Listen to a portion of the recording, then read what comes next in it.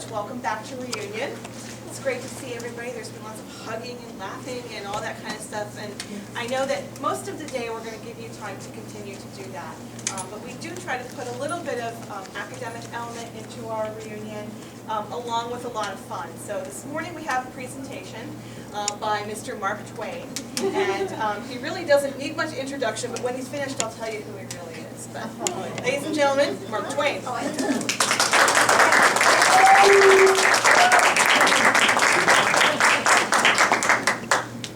Well, folks, thank you very much for inviting me to Albertus Magnus College. You are so very kind.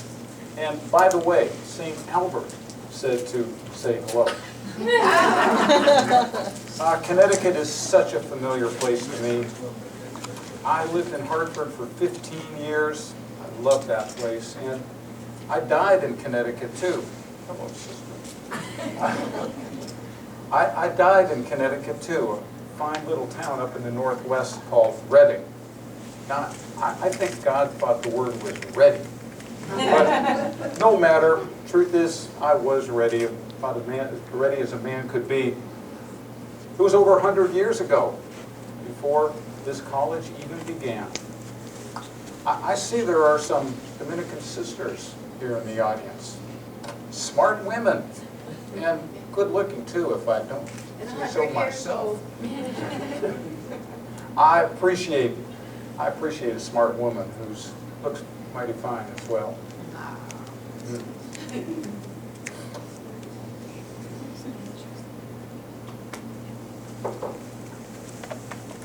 I was always sorry to have my name mentioned among the great authors because they have a sad habit of dying off. Chaucer's dead, Spencer's dead, so's Milton, so's Shakespeare. And I wasn't feeling so well myself. So it was off to heaven for me. Heaven. Are you surprised I got into heaven? Well, I won't even go into the long conversation I had with St. Peter. Suffice it to say, it was touch and go for a while. It was touch and go until, thank heaven, I found out he was a fan of Huckleberry Finn. Would you believe it? I would have thought that Tom Sawyer would have suited St. Peter more, or maybe Tom's brother, Sidney. Nonetheless, heaven, oh, heaven is a wondrous place. It's awfully much like the Mississippi River on a warm summer night, flowing along in all its majesty. I have learned a thing or two about heaven, you know. Heaven is by favor. If it were by merit, your dog would get in, and you would stay out. My advice, go to heaven for the climate, hell for the company. Well, people, man is such a terribly complicated creature. Now, that's no surprise, given that man was created at the end of a week's work, and God was, well, tired. I think the Heavenly Father invented man because he was disappointed in the monkey. To create a man was a fine and original idea, but to add a sheep, now that was a tautology. You know, if you were to pick up a starving dog and make him prosperous, he would not bite you. This is the principal difference between a dog and a man. Yes, it is. If you could cross a cat with a man, it would improve the man, but it would deteriorate the cat. It's just like man in all his vanity and impertinence to call an animal dumb just because it appears dumb to man's dull perceptions. Man, you know, is the only animal that is cruel. He's the only one who inflicts pain just for the pleasure of it. And man is the only animal that blushes, or needs to. One question, though, this bothered me for a long time. Who prays for Satan? Who in 18 long centuries has had the common humanity to pray for the one sinner that needs it the most? I think that common sense is a scarce commodity in this world. Wouldn't you agree? Sometimes I wonder whether the world is run by smart people who are putting us on or by imbeciles who really mean it. The trouble is that the stupid people, and that constitutes the vast majority of this and all other nations, do believe and are molded by what they get out of newspapers. People still read newspapers today? When I was young, I made my way to San Francisco and I needed a job, but I didn't want to work, so I became a newspaper reporter. I've learned a thing or two about newspapers. Now, the thing is, if you don't read a newspaper, you are uninformed. But if you read a newspaper, you're misinformed. And if it's one thing Americans are, it is misinformed. It ain't what you don't know that'll get you into trouble. It's what you know for sure that just ain't so. Now there's trouble. Did you know that God invented war just so Americans could learn about geography? Yep. Happens every time. Every time. Keeps repeating. Actually, history doesn't repeat itself, but it sure does rhyme. Bookstores. I love bookstores. Filled with books and words. Everybody knows that books are the main source of knowledge. Ask any bookseller. Ask any librarian. Books, books. I've written a few books in my time. Now, you know, writing's not that difficult. It's finding the right word that's the challenge. And the difference between the almost right word and the right word is really a large matter. It's the difference between a lightning bug and the lightning. And I've learned that it's not the length of something that's important, it's the exact opposite. I wrote a lot of letters in my day. Another question. People still write letters, I suppose, right? Still write letters. Wrote a lot of letters. Once I wrote a letter to a friend of mine, and I told him that I didn't have time to write a short letter, so I was going to write him a long letter instead. Think about it.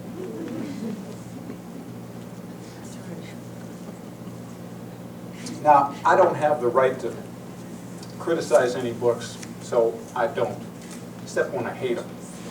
Whenever I read Jane Austen, her books just madden me so much that I can't conceal my frenzy from the reader, and so I have to start myself every time I start. Every time I read Pride and Prejudice, I just want to dig her up and beat her over the skull with her own shin bone. I know that's a bit harsh. I've been accused of being harsh, but to me it's more about being honest. I have a higher standard of principle than George Washington. George Washington could not tell a lie. I can, but I won't. Remember, a lie can travel halfway around the world before the truth has had time to put its boots on. So, I always say, tell the truth. When in doubt, tell the truth. It will confound your enemies and it will astound your friends. And if you tell the truth, you don't have to remember anything. Just gather your facts first, and then you can distort them as you see fit. When I was writing my autobiography, I happily and freely borrowed from Benjamin Disraeli the notion that there's 3 kinds of lies. You got lies, you got damn lies, you got statistics. Sorry about that one, Sister Charles. Now, here's a book in German. Any idea how to read this thing? I thought not. I thought not. Surely, there's not another language that's so slipshod and systemless, so slippery and elusive in its grasp. One is washed about in German, hither and thither, in such a helpless fashion. I mean, these aren't words. They're alphabetical processions. You want to know how I think German was invented? How did German get started? Well, in early times, some sufferer had to sit up with a toothache, and he put in the time inventing the German language. Germans have an inhuman way of cutting up the verb. Now, a verb has a hard time enough of it in this world when it's all together. When it's all together. It's inhuman, it's downright inhuman to take a verb and split it apart. But that's just what these Germans do. They take part of a verb and they put it down here like a steak. Then they take the other part of the verb and put it way over yonder, here, like another steak. And then between these two limits, they just shovel in the German. Oh. So whenever a literary German dives into a sentence, that's the last you're going to see of him till he comes up on the other side of the Atlantic with a verb in his mouth. No, I've never understood why German. Never. Another thing, the Germans don't have much of a sense of humor either. I don't think I do very well over there at all. Now, you may be thinking, wait a minute. St. Albert was German. House of Bollstadt, wasn't it? Bollstadt. That's so Teutonic, it's tectonic. You can hear those words just sliding like plates. Bollstadt. Well, the fact is, St. Albert and I have had several fascinating conversations up there. But they weren't in German. No, and that's one of the reasons they were fascinating. Well, people ask me, why do I always fall back on humor? Humor is the great thing. It's the saving thing. Whenever humor crops up, our hardnesses yield, our irritations and resentments flit away, and the sunny spirit takes their place. Whoa, did I just say that? Well, I know I wrote it once in a matter of moment of weakness, I suppose. Just because everybody knows that there's not enough sun. There's just not enough sun in the world. And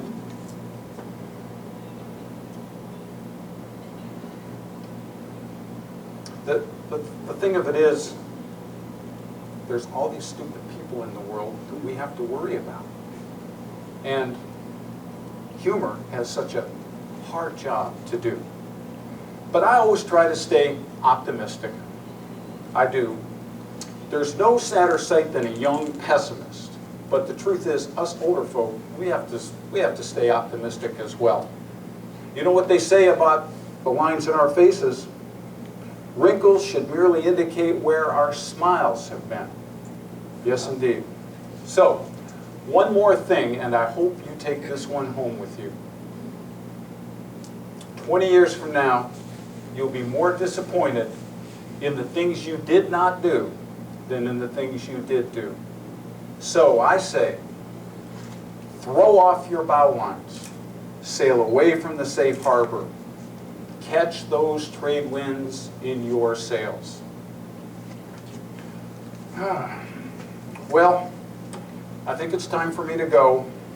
Time for me to have a drink. An afternoon, midday beverage, if you will. A little early, you say?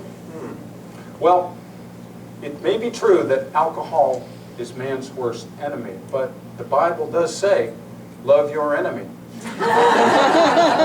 Sometimes too much to drink is not nearly enough. So,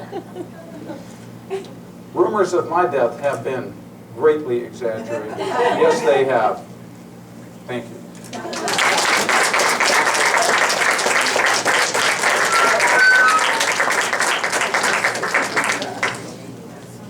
I promised the reveal. So, ladies and gentlemen, Mark Twain, also known as Eric Scheck, who is a professor of humanities here at Albertus. He teaches both in our undergraduate program for the traditional students and for the non-traditional students. So, once again, Mark Twain, also known as Eric Scheck. Do you do this for your students? Excuse me? Do you do this for your students? Do I do this for my students? No. But I'm thinking of working on Albert Einstein next. Maybe we'll have a reprise next year. thank you folks very much. Enjoy the rest of the day. Do you speak at other places too, like Historical Society? I haven't, this has been an in-house thing so far. And if anyone